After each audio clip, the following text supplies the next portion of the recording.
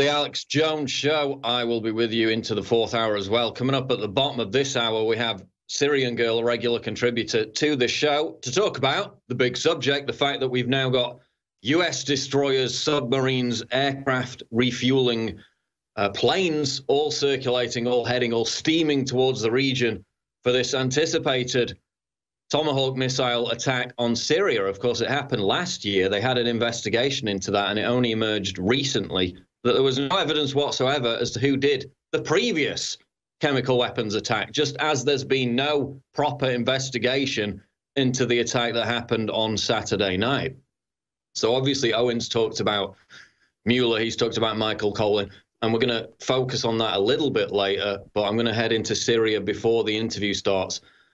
For now, though, I'm going to get into this headline, which is out of Breitbart. We've talked about the state of free speech in the United Kingdom over the past several weeks. Of course, the banning of YouTubers like Lauren Southern, Brittany Pettibone, Martin Sellner, and it only seems to be getting more absurd, more meme-like, more joke-like. This is a headline out of Breitbart.com. Problematic phrase, British values Islamist, banned in the classroom by politically correctness-obsessed SNP. Now, the SNP is the Scottish National Party. That's basically the Communist Party in Sweden, in Scotland at this point. Sweden, Freudian slip. Scotland is the Sweden of the United Kingdom, let's put it that way. So now the Scottish National Party, which is the ruling party in Scotland, has been slammed over guidance which claims that supposedly offensive terminology like British values could inspire terror attacks. That's right. They're ordering teachers or warning them not to use the phrase British values in classrooms because it could offend Muslims, because it could inspire terror attacks. They're saying, don't say this. This could trigger actual terrorists who are in your classrooms. This is a state of free speech in Britain right now. Article continues, the concept of British values, this is a direct quote from this guide, the concept of British values can cause offence and could play into the hands of groups who seek to assert that there is an inherent conflict between being British and being Muslim. Scottish teachers have been told. Defending the move, a spokesman said using the wrong words in the classroom could amplify the rhetoric used by terrorists and violent extremists. So again, we're catering to the feelings of terrorists. They're basically saying this might hurt the feelings of potential terrorists, so you can't say it. You can't use the term British values. That's what should be being taught in classrooms in the United Kingdom.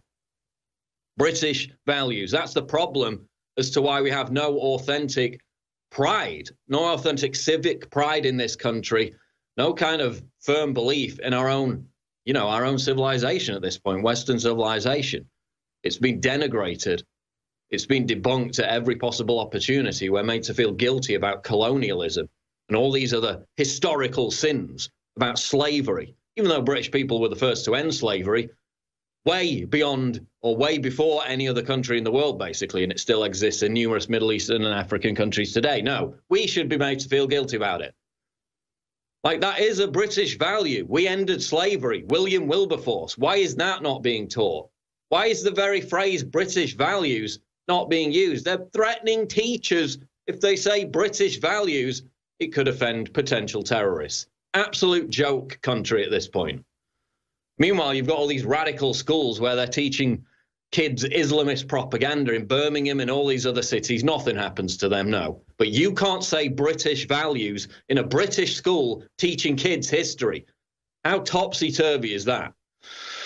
UK Security Minister Ben Wallace accused Education Scotland of putting PC, politically correct politics, before children's safety, when the directive, which stresses the importance of using appropriate and accurate terms when discussing terror, came to light at the weekend.